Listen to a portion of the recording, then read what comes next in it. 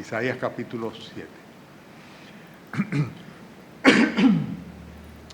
Vamos a ver hoy el significado de los nombres en la Biblia, lo más que nada la importancia que tiene el significado de cada nombre en la Biblia. Muchas veces nosotros tomamos los nombres de los hijos, que le ponemos a nuestros hijos como una cosa ligera.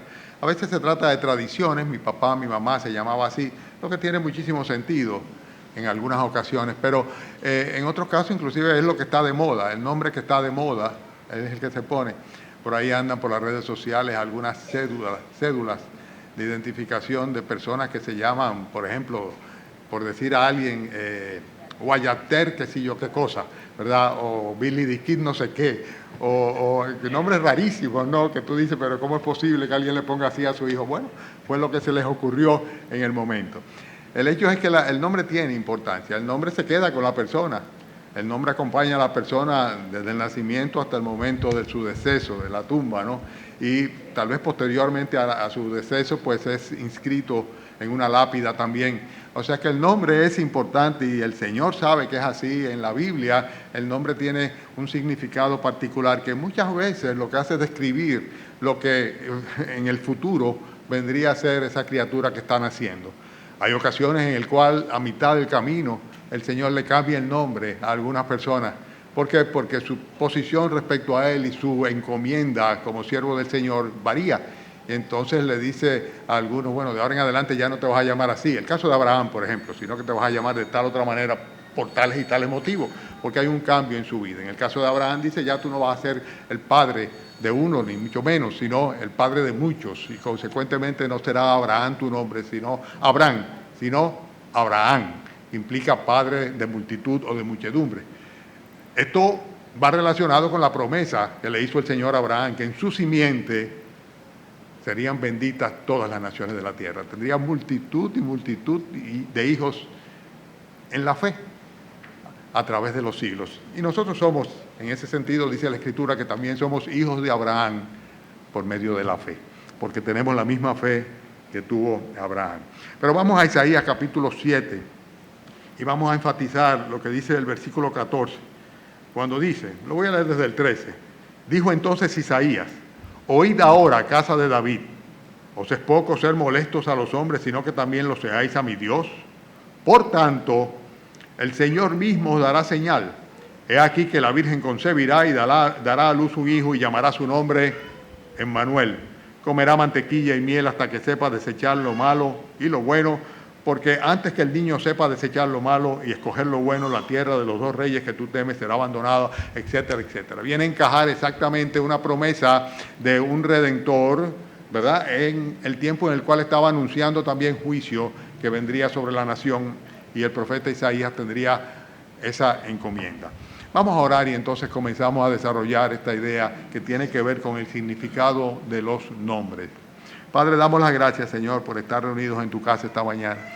Señor, tú eres el motivo de nuestra Navidad, tú eres nuestro motivo de celebración.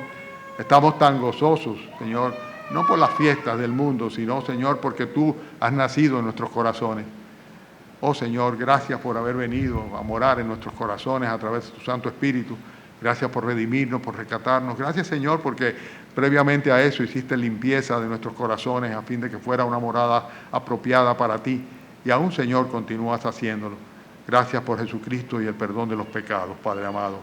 Te pedimos, Señor, que nos bendigas ahora con tu palabra y te lo rogamos en el nombre de Él, en el nombre de tu amado Hijo, nuestro Señor y Salvador, Cristo Jesús. Amén.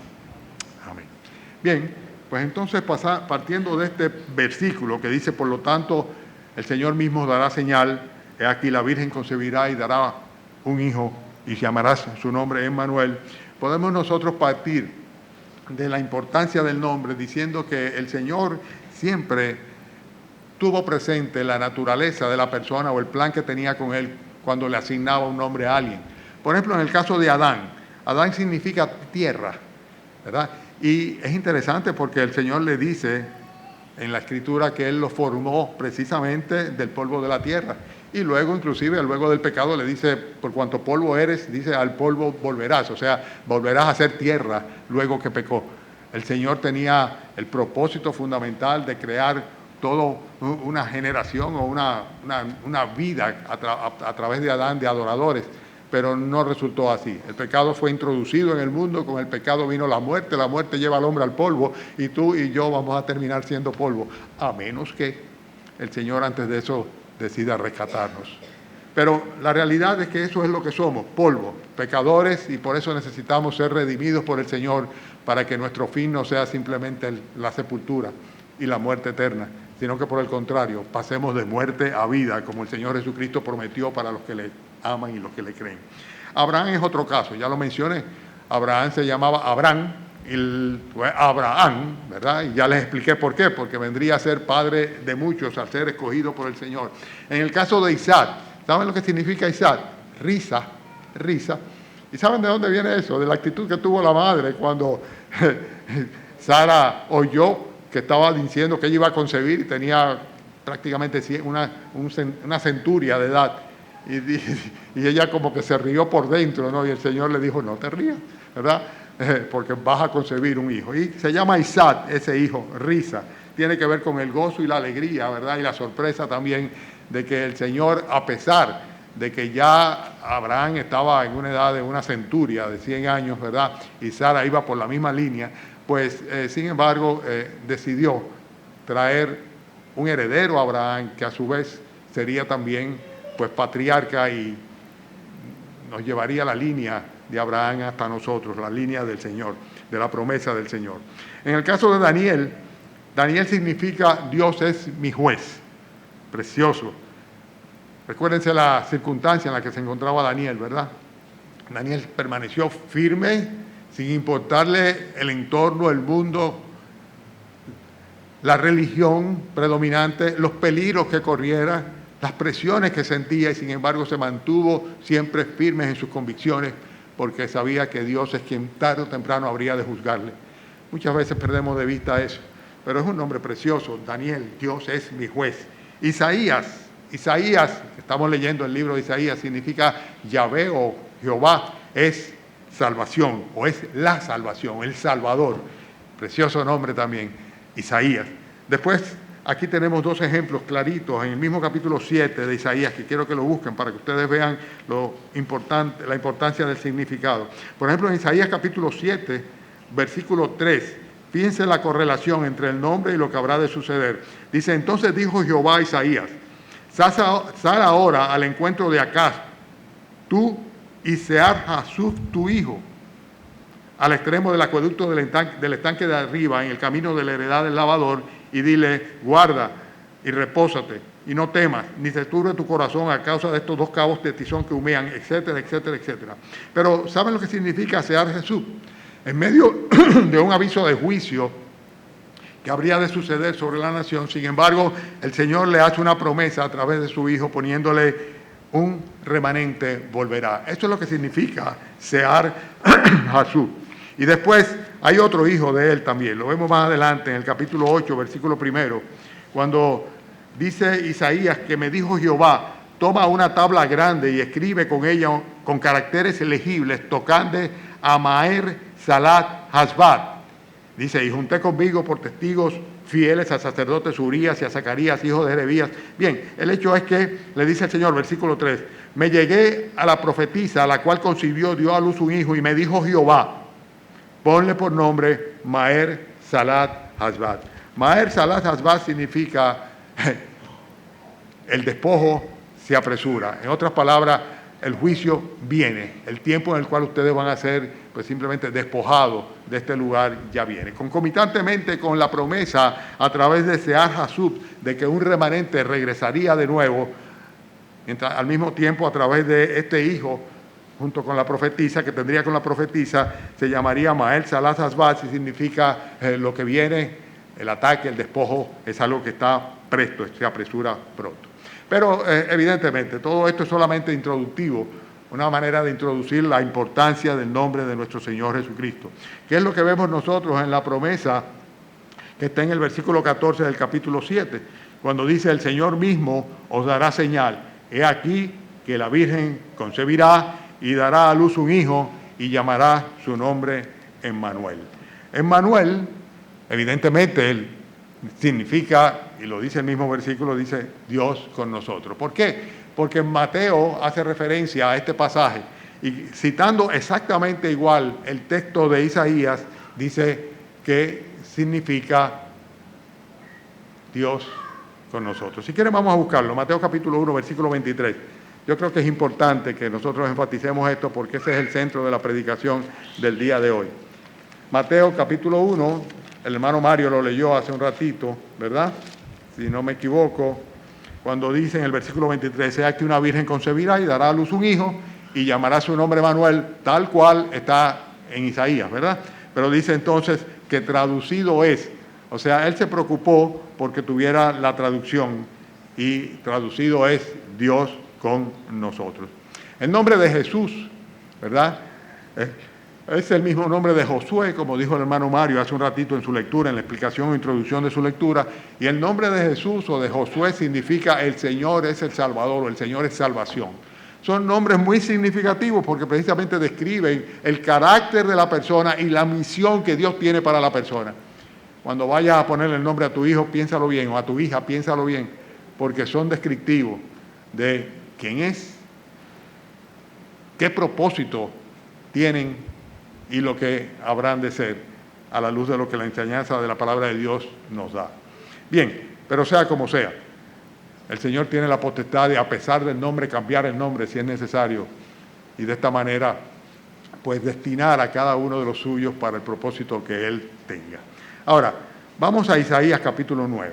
Isaías capítulo 9, un poquitito más adelante. Vamos a ver quién es este Jesús, este Emmanuel, este Josué, este Dios con nosotros. ¿Quién es? En el capítulo 9 lo describe muy claro, un poquito más adelante. Luego que dice, mas no habrá siempre oscuridad. Es la promesa siempre del Redentor o de la luz detrás de las tinieblas. Dice, para los que están ahora en angustia, tal como la aflicción que le vino en el tiempo que livianamente tocaron por primera vez, la tierra de Zabulón y la tierra de Neftalí. ¿Lo tienen? ¿Están siguiendo? Isaías 9, ¿verdad? Pues al fin llenará de gloria el camino del mar, de aquel lado del Jordán, en Galilea de los gentiles. El pueblo que andaba en tinieblas vio gran luz, los que moraban en tierra de sombra de muerte, luz les resplandeció sobre ellos. Y esta es la promesa precisamente de lo que habría de venir cuando en el versículo 6 dice cuál es el motivo de toda esta luz, este resplandor. Dice el versículo 6 de Isaías 9, porque un niño nos es nacido, hijo nos es dado, y el principado sobre su hombro, y se llamará su nombre admirable, consejero, Dios fuerte, Padre eterno, príncipe de paz. Los dilatados de su imperio y la paz no tendrán límite sobre el trono de David y sobre su reino, disponiéndolo y confirmándolo en juicio y en justicia desde ahora y para siempre. El celo de Jehová de los ejércitos hará esto. ¿Quién es este niño? ¿Quién es este niño? El niño que el mundo celebra sin conocerlo, ¿verdad? Simplemente identificándolo con una imagen de un lugar donde hay un par de animales, unos cuantos pastores en los alrededores. A veces introducen unos camellos que llegarían realmente unos 3 años más tarde con los magos. Y un bebé con 2 personas, padres, José y María, alrededor. Pero realmente, qué lejos están de tener una verdadera valorización de quién es este niño. Lo primero que vemos nosotros en este pasaje es el hecho de que si un niño nos es nacido, evidentemente estábamos hablando de alguien que sería hijo de hombre. Y habla de la encarnación de nuestro Señor Jesucristo. Por eso el Señor le dice, José, no tengas temor de recibir a María, tu mujer, porque lo que en ella es engendrado del Espíritu Santo es. Y este bebé ciertamente fue concebido por el Señor en el vientre de una mujer, de un ser humano, ¿verdad? Y consecuentemente tenía naturaleza humana concomitantemente o al mismo tiempo que su naturaleza divina, la doble naturaleza de nuestro Señor Jesucristo. ¿Saben por qué era importante esto?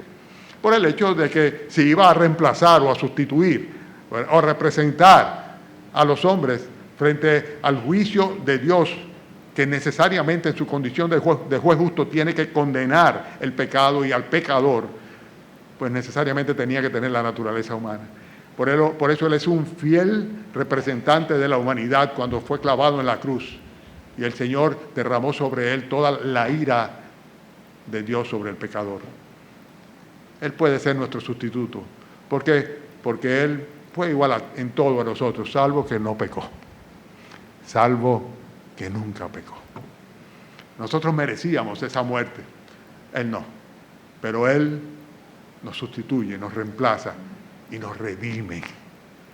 Consecuentemente nos justifica. ¿Por qué? Porque podía hacerlo.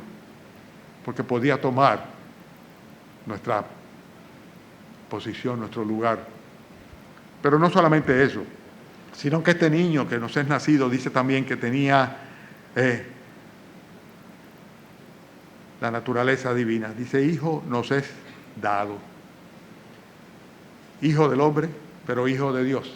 O sea, fue un hijo dado por Dios. Pero no solamente eso, sino que también habla de su naturaleza o su ascendencia davídica. Fíjense cómo dice, el principado sobre su hombro.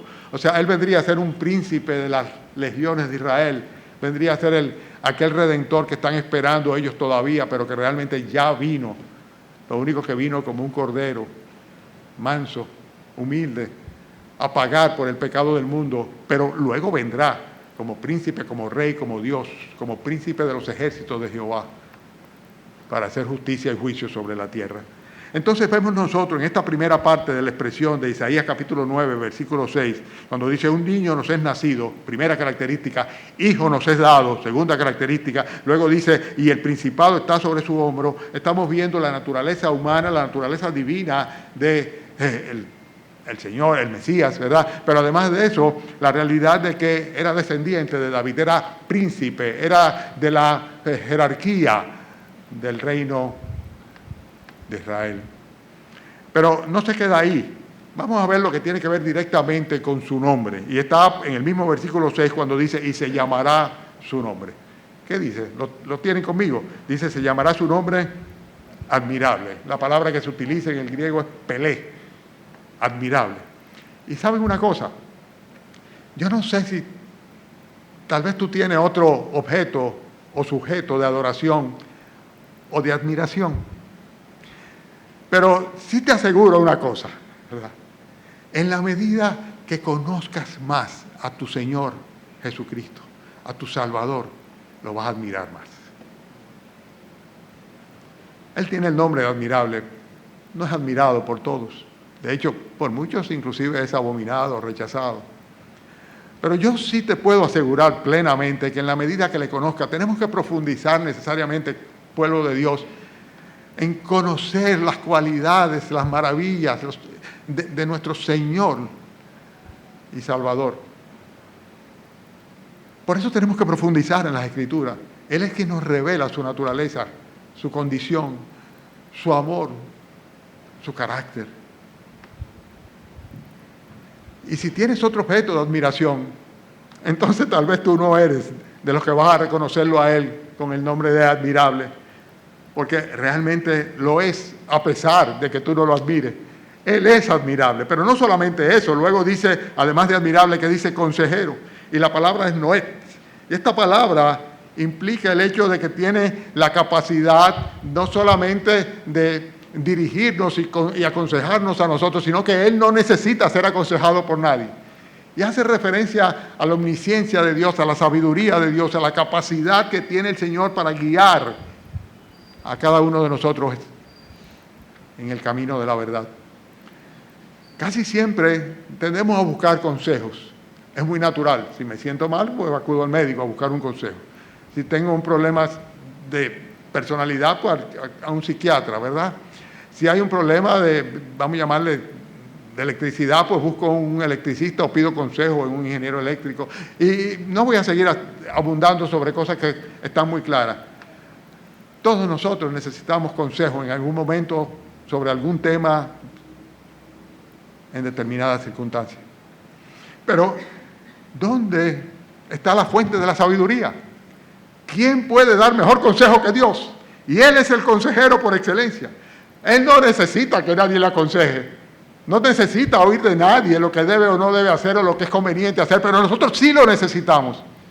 Y el nombre de nuestro Señor Jesucristo implica necesariamente que Él debe ser nuestro consejero. Y la única manera que yo conozco, no sé si tú tienes otra fórmula, de buscar el consejo de Dios no es esperando un sueño o una visión, sino yendo a las Escrituras, yendo a su palabra, devorándola, consumiéndola, introduciéndola dentro de nosotros, de manera tal de que nuestra mente y nuestro corazón de una manera prácticamente automática se refiera al consejo de Dios en cada ocasión, circunstancia o problemática que se presente en nuestras vidas, cada determinación que tengamos que hacer. Porque Él es el consejero. No lo digo yo, lo dice Él. O sea, este niño admirable, único objeto de nuestra adoración, no debe haber otro, lo cantábamos hace un rato, ¿verdad? Sino que además de esto, es en quien tenemos que buscar consejo. La tercera cosa que dice del nombre de nuestro Señor Jesucristo es que es Dios fuerte, Dios fuerte. Eso no tengo que aclararlo. Hay muchos que dicen, pero hay muchos dioses, hay muchas religiones. Sí, hay muchos falsos dioses, hay muchos ídolos, hay muchas falsas religiones, hay muchas, el mundo entero, ¿verdad? Pero hay solamente un Dios omnipotente y todopoderoso. Y este Dios omnipotente y todopoderoso dice que ese niño que ha nacido es omnipotente y todopoderoso, es Dios fuerte. ¿Quién puede contra Él? Lo que Él ha determinado no lo hará. E independientemente de las circunstancias, los riesgos, peligros o condiciones en las que nos encontremos, es que no tiene el poder, es que Él cede su control o su trono. Nunca pasa eso, nunca sucede eso. Él sigue siendo Dios fuerte. Cristo lo dijo, no hay nada imposible para Dios. No hay nada imposible para Dios. Aún que el camello tenga que entrar por el ojo de una aguja. No hay nada imposible para Dios. Él es Dios fuerte, Él es Dios todopoderoso. Él todo lo puede. Pero no solamente eso, sino que el nombre del Señor Jesucristo implica también algo más. Lo dice ahí. Se llamará su nombre admirable, consejero, Dios fuerte. ¿Qué? ¿Qué dice luego? Padre eterno. Lo está identificando en la Trinidad con Jehová, con el eterno Dios, con una connotación muy particular. El que nos recibe como hijos, nos trata como hijos, nos cuida como hijos, nos guía como hijos, nos disciplina como hijos, porque es Padre. El Padre eterno. Ay, cuánta basura vemos en esta época con un papá vestido con una ropa colorada, con bordes blancos, y le llaman Papá Noel. Alguien decía, ahora lo que necesitamos es más Papá Noel. ¡Ah, qué estupidez! Tenemos un Padre eterno, inmutable, invariable, el que decretó soberanamente y sostendrá mediante su poder cada una de las cosas que en un momento dado formó en la eternidad. No cesa, no se cansa, lo dice el mismo profeta. Es eterno. Qué bueno saber que tenemos un Padre así. No solamente papá para cuando a veces nos sentimos que necesitamos que nos den un apretón, sino en una circunstancia u otra, bajo cualquier condición. Ese niño, el que se pone en los nacimientos, en los belenes, ¿verdad? Ese niño es Padre, el Padre eterno. Uno con el Padre. Cristo lo dijo, yo y el Padre uno somos. Uno somos. El que me ha visto a mí ha visto al Padre. Padre eterno. Aquel que en la creación era Dios y era con Dios. Aquel que dijo, hagamos en plural al hombre conforme a nuestra semejanza. Un Dios trino, un Dios eterno, un Dios único. Este es el Padre eterno. Y Cristo, ese bebé, también fue enviado por Dios Padre, como príncipe de paz. Es paradójico, porque este mismo Cristo dice, yo no he venido a traer la paz en el mundo, sino que desde ahora en adelante, en una misma familia, serán 2 contra 3, 3 contra 2. Los enemigos del hombre serán su propia casa. Sí, en términos humanos, sí. en cuanto a la interacción entre los hombres, no sería un príncipe de paz. No vino a pacificar al mundo. Y de hecho, el mundo no ha sido pacificado. Cada vez lo que vemos es todo lo contrario. Más guerra, más pleitos, más iniquidad, más maldad, más egoísmo, más pecado, más violencia. Todo esto lo que nos hace avistar que el Señor está pronto. Pero este príncipe de paz vino a traer la oportunidad a cada pecador de hacer la paz con Dios. Aquella paz que sobrepasa todo entendimiento. Porque si somos justificados por medio de la fe en nuestro Señor Jesucristo, o sea, si depositamos nuestra fe en el Señor Jesucristo, pidiéndole perdón por nuestros pecados, si reconocemos que Él es el que tiene el poder para darnos una nueva vida, entonces la palabra de Dios dice claramente que justificados pues por la fe, tenemos paz para con Dios. La paz para con Dios, el hacer las paces con Dios, viene como consecuencia de depositar nuestra fe en este niño, que no es un niño, es el Dios eterno, es el admirable consejero, Dios fuerte, todopoderoso, Padre eterno, el príncipe de paz, porque vino a traer la paz de Dios. Pero muchos la rechazan. Ahora vemos nosotros en las noticias diarias el conflicto entre Israel y Gaza y Hamás. Y es interesante porque confluyeron representantes en Egipto hace un par de días para buscar una salida de paz, aunque fuera temporal. Pero ninguna de las dos partes realmente quiere ceder, ¿no? O sea, ninguna de las dos partes quiere la paz. Lo que quiere es eliminarse el uno al otro. Si Dios quisiera eliminarnos a nosotros, ya lo hubiera hecho hace rato. Pero dice la Biblia que Él no quiere que ninguno se pierda. Él no quiere que tú te pierdas ni que yo me pierda. Él quiere que nosotros procedamos a un arrepentimiento y recibamos por fe el perdón de los pecados. Recibamos a ese niño, a ese Salvador, a ese Padre eterno, a ese príncipe de paz en nuestros corazones para que podamos ser salvos. Entonces podremos decir que Él es nuestro Emmanuel. ¿Quién es Emmanuel? ¿O qué significa Emmanuel? Dios con nosotros. Y es el texto original que tenemos. Cuando dice, por tanto el Señor mismo os dará una señal, he aquí que la Virgen concebirá y dará a luz un hijo y llamará su nombre Dios con nosotros. Dios estará con nosotros, ¿verdad? Si ciertamente nosotros acudimos a Él. Bien, vamos entonces ahora, hermanos, a enfatizar algunas consecuencias del hecho de que Dios esté con nosotros. Porque lo primero que tenemos que considerar es el hecho de cómo Dios está en nosotros o cómo Dios se acerca a nosotros. Y quiero decirle que cuando Dios se acerca a los seres humanos, cuando el Señor Jesucristo se encarnó, se acercó a la humanidad, dice a lo suyo vino. Y algunos dicen, bueno, se trata del pueblo de Israel, pero no. En su condición de creador vino a su creación, específicamente a esta tierra, a este mundo. Y los suyos que no le recibieron fue la humanidad completa, no le ha recibido. No le recibió el pueblo de Israel, lógicamente lo crucificaron. Pero ha sido desechado de los hombres. Habría de ser un varón experimentado en quebranto, el mismo profeta lo avisaría, dice, porque sería desechado. No va a haber nada en él atractivo, no va a haber hermosura, no va a haber nada que atraiga a los pecadores. Pero sin embargo, él era el Redentor, no solo de Israel, sino de toda la humanidad. No hay otro nombre bajo el cielo dado a los hombres en que podamos ser salvos.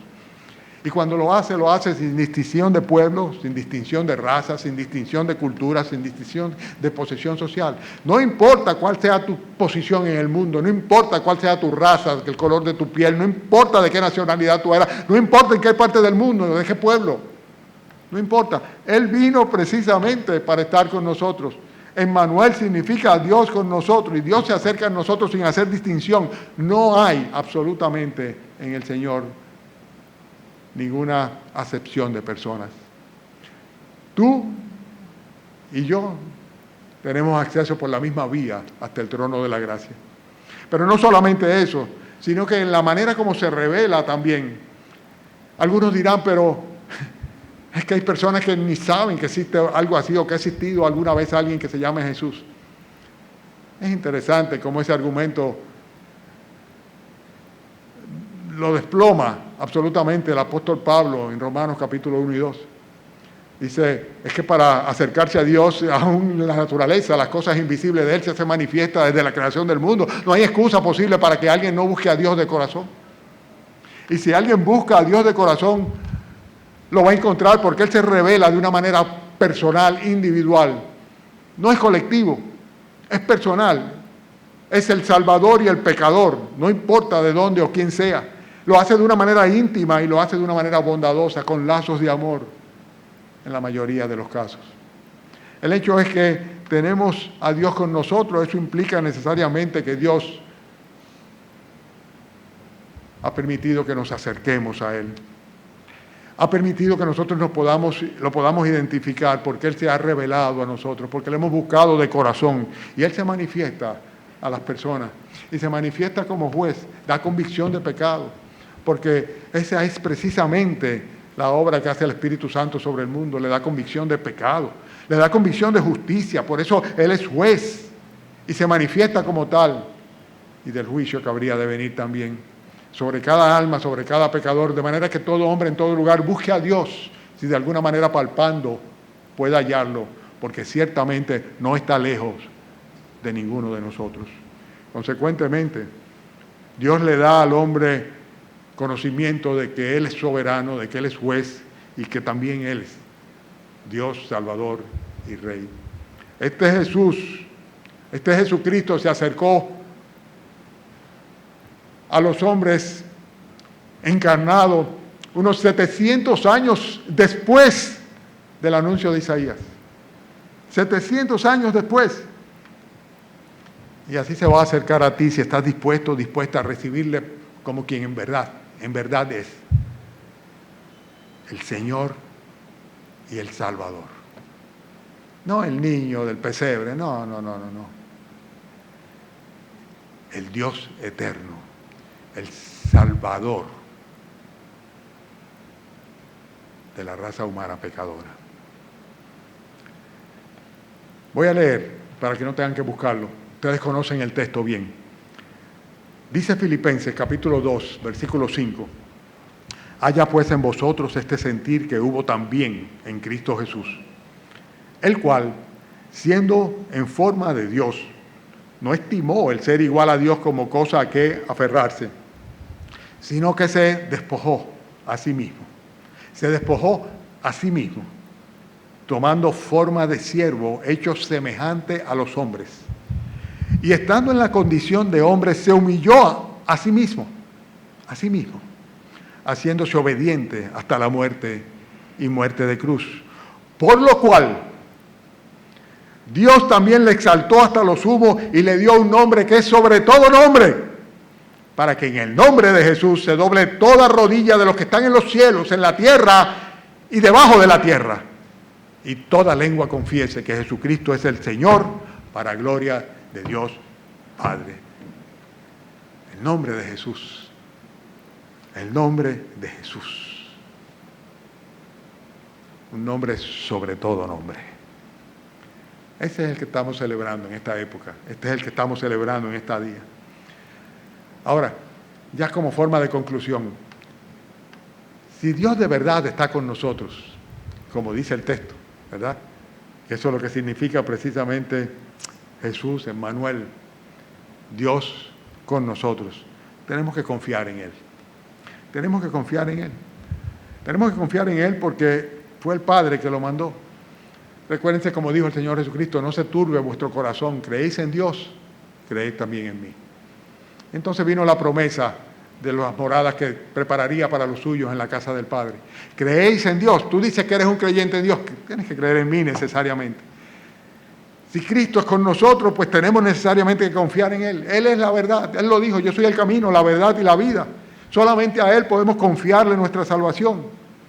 Es Cristo quien dijo, yo les doy vida eterna y no perecerán jamás, ni nadie las arrebatará de mi mano. Solamente Él podía hacerlo.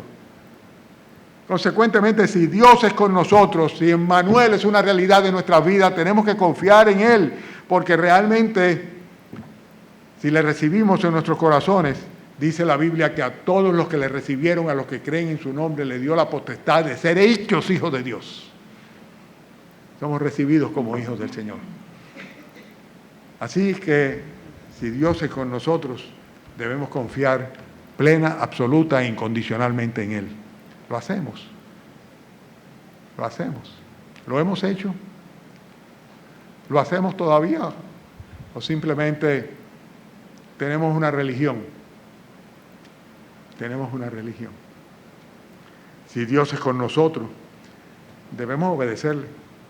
El Señor Jesucristo lo dijo claramente. Si me amáis, ¿qué dice? Guardad mis mandamientos. Es la manera como podemos manifestarle nuestro amor. Pero además de esto, debemos obedecerlo para nuestro propio bien, para nuestro propio resguardo. El Señor dijo también, de cierto os digo, el que guarda mi palabra, o sea, el que me obedece, dice, nunca verá la muerte. Si Cristo es con nosotros, Emmanuel, si Dios es con nosotros, entonces debemos confiar plenamente en Él, debemos obedecerle y debemos adorarle. Y esta es una adoración que viene desde dentro. Dijo el Señor que los verdaderos adoradores, tú y yo, le debemos adorar en espíritu y en verdad, porque tales adoradores son los que Dios quiere que le adore.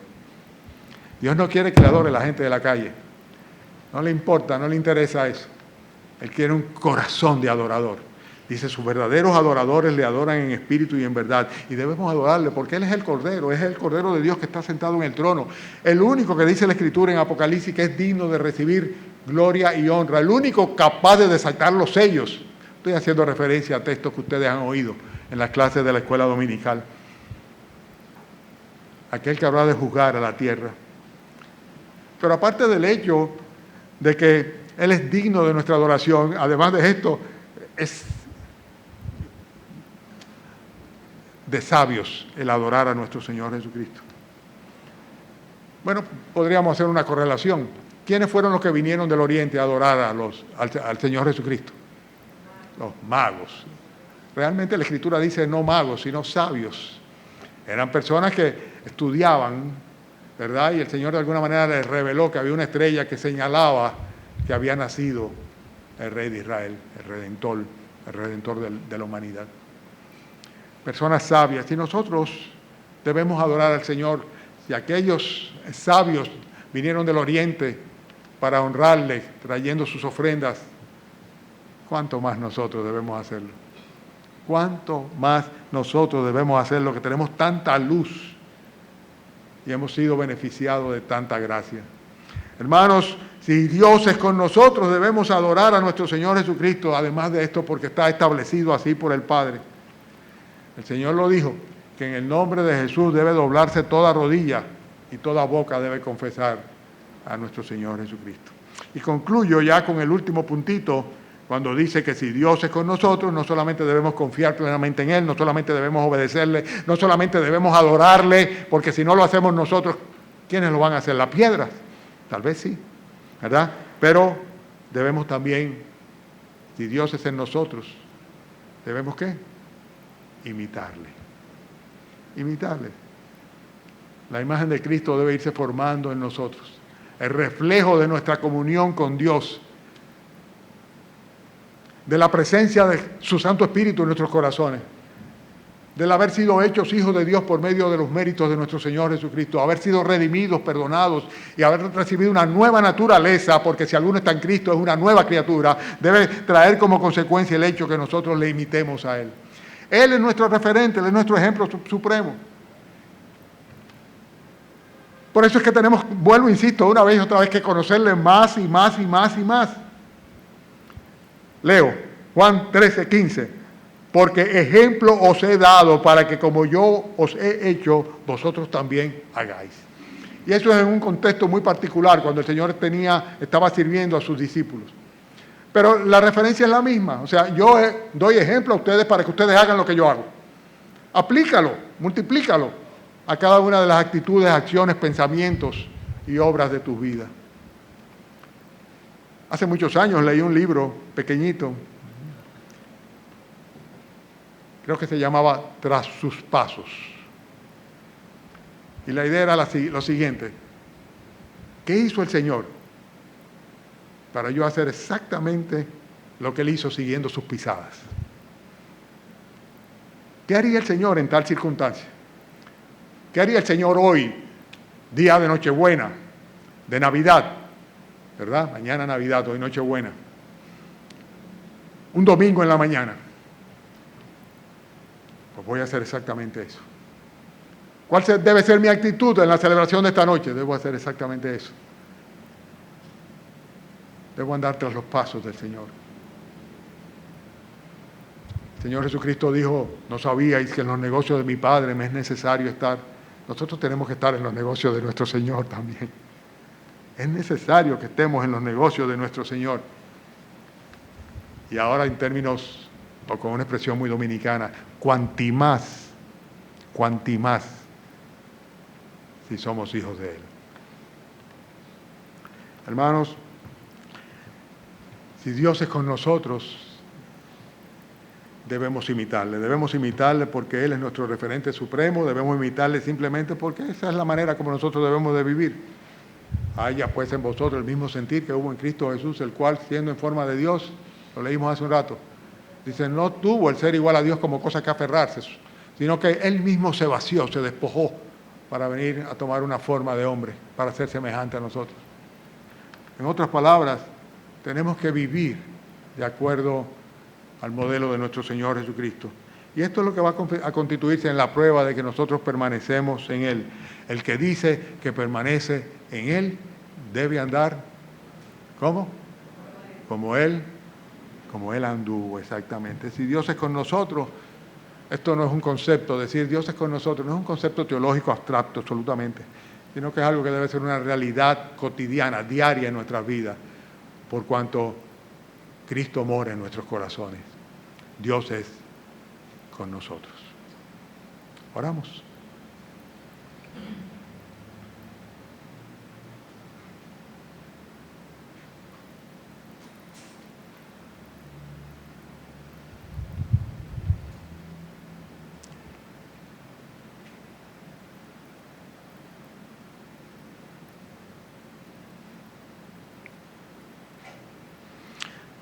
Padre Celestial, rogamos, Señor, en el nombre de tu Hijo Jesucristo, que nos des en esta época y en particular en el día de hoy, mañana, la oportunidad de testificarle a otros sobre este glorioso Redentor, Salvador, este niño que nos ha nacido, Señor.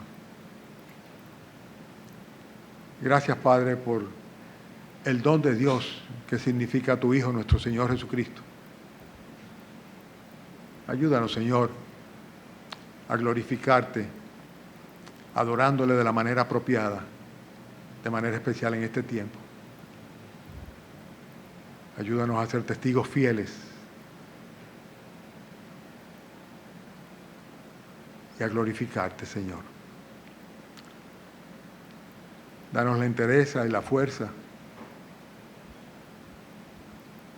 y la voluntad, Señor, para hacerlo. En su nombre te lo pedimos. Amén.